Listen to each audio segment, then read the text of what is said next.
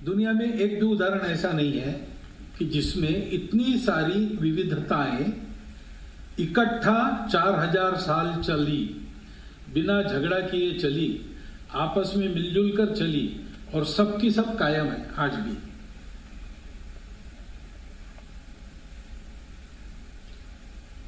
ये केवल हमारे यहां हुआ है, क्योंकि बाकी दुनिया का विचार ही ऐसा है कि मिलजुल कर रहना है तो ये सारी बातें यूनिफॉर्म होनी पड़ेगी, यानी अलग अलग भाषा नहीं चलेगी, एक ही भाषा। अलग अलग खान पान रीति रिवाज नहीं चलेंगे, एक ही प्रकार के होने पड़े। अलग पूजाएं नहीं चलेंगी, एक ही पूजा होनी पड़ेगी।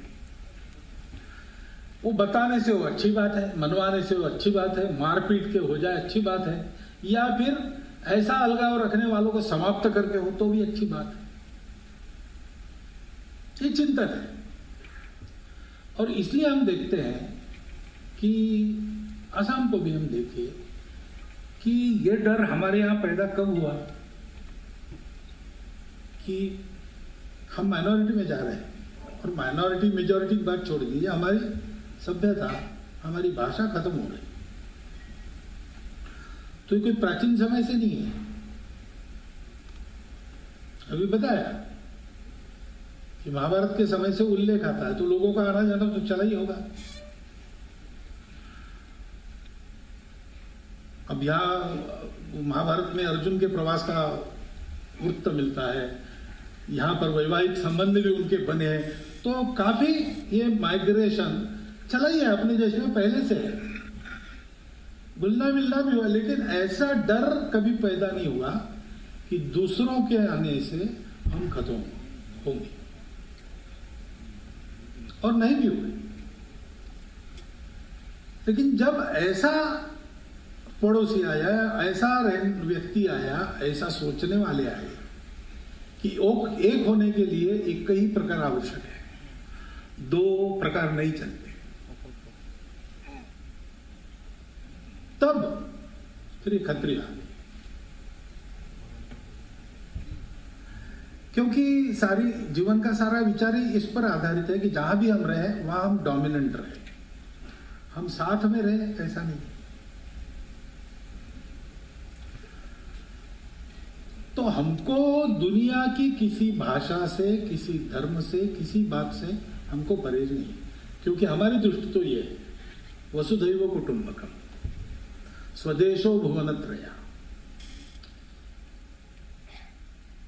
हमारे देश में तो कितने अलग अलग राज्य थे, लेकिन हमारे यहाँ वीसा पासपोर्ट नहीं था, यात्राएं होती थी, हिमालय से कन्याकुमारी, कच्छ से कामरूप, आना जाना लोगों का चलता था। क्योंकि व्यवस्था के दृष्टि से राज्य है, देश है। हमारा तो पूरा देश है, हमारा तो स्वदेशो भुवनत्रया, ऐसा हम मानते हैं। और ऐसा मानने वाले हम सब थे। जब इसमें ऐसा हो गया कि नहीं, ऐसा नहीं है, अगर भुवनत्रय मेरा स्वदेश होना है तो उसमें मेरी ही भाषा चलेगी, मेरे ही भगवान चलेंगे, मेरा ही खान पान चलेगा, तब फिर हमको इस समस्या का परिचय हुआ। ऐसा भी डर रहता है, इसका पता चला। मैं क्यों कह रहा हूं? अभी नली गोपाल जी ने पुस्तक लिखी है,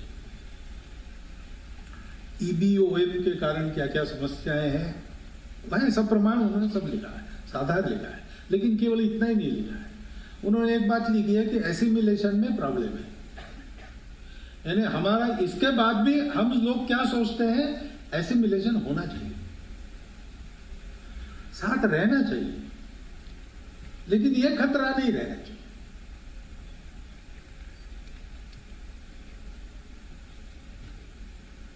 ऐसी हमारी सोच है। और ये समस्या हुई क्यों? तो 1930 से योजनाबद्ध रीति से और मुसलमानों की संख्या बढ़ाने के प्रयास हुए।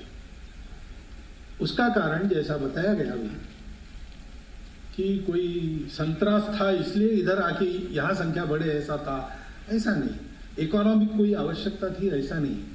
एक योजनाबद्ध ऐसा विचार था कि जनसंख्या बढ़ाएंगे, अपना प्रभुत्व, अपना वर्चस्व स्थापित करेंगे और फिर इस देश को पाकिस्तान बनाएंगे। ये पूरे पंजाब के बारे में था, ये सिंध के बारे में था, ये असम के बारे में था, ये बंगाल के बारे में था। कुछ मात्रा में सत्य हो गया, भारत विखंडन हो गया, पाकिस्तान हो गया, लेकिन वो जैसा पूरा चाहिए था वैसा नहीं मिला। आसाम नहीं मिला, बंगाल आधा ही मिला, पंजाब आधा ही मिला, बीच में कॉरिडोर चाहते थे वो नहीं मिली। तो फिर जो मांग के मिला वो मिला, अब इसको कैसे लेना, ऐसा भी विचार चला। और इसलिए फिर दो प्रकार हो गए। कुछ लोग वहां से आते थे पीड़ित संत्रस्त होकर आते थे, वो शरणार्थी थे, रिफ्यूजीज थे। और कुछ लोग आते थे, जाने अनजाने होगा, चाहे अनचाहे होगा, लेकिन संख्या बढ़ती थी, संख्या बढ़ाने का उद्देश्य लेके आते थे। वो संख्या बढ़े इसलिए उनको सहायता भी होती थी, होती है आज भी।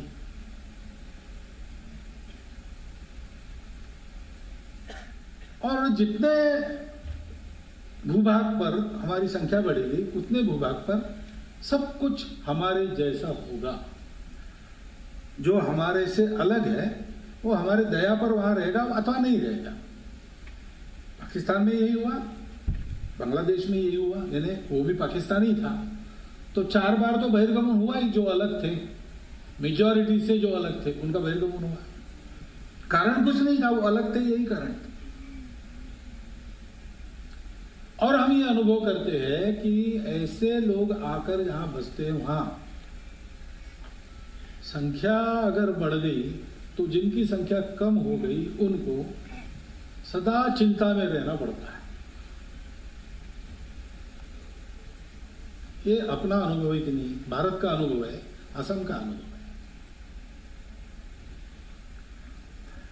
फिर भी हमारी वृत्ति क्या है, एसिमिलेशन होना चाहिए। उसके राह में कौन से रोड़े हैं, बस यही एक बात है। क्योंकि हमारे यहां पहले से तो पूजाओं की स्वतंत्रता है, कुछ बिगड़ता नहीं हमको। हम भगवान को एक रूप में देखते हैं, आप किसी दूसरे रूप में देखते हैं, ठीक है।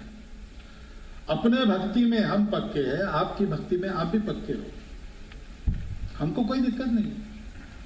भाषा आपकी अलग अलग है, हमको कोई दिक्कत नहीं है। एक दूसरे की भाषा का आदर सम्मान करके हम रहेंगे, एक दूसरे की भाषाओं की सुरक्षा की भी चिंता करेंगे।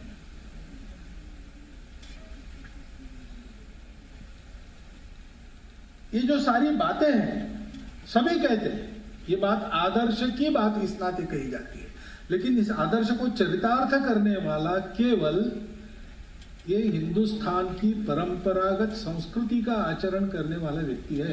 ये हमारी संस्कृति है। सेक्युलरिज्म, सोशलिज्म, डेमोक्रेसी, ये बातें दुनिया से हमको सीखनी नहीं है, ये हमारी परंपरा में, हमारे खून में है। और इसलिए सबसे अधिक प्रामाणिकता से उसको लागू करके उसको जीवंत रखा हमारे देश ने रखा है।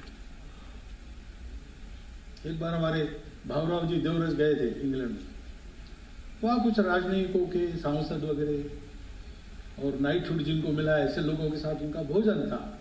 वो भोजन के समय वहां भाषण होते हैं, तो इनके स्वागत में एक ने भाषण किया कि हमको बड़ा अच्छा लगता है कि भारत के साथ हमारा संबंध आया, भारत का ये जो प्रजातंत्र है हमने दिया है वगैरह वगैरह।